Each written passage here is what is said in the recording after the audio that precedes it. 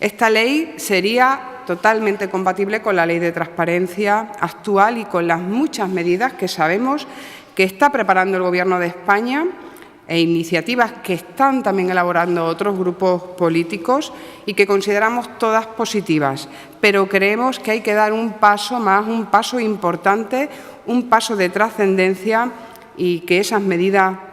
de regeneración política deben estar en la línea de las normativas más avanzadas y más contundentes contra la corrupción. Y debemos dar un paso más allá del Código Penal que ya tipifica el delito de cohecho.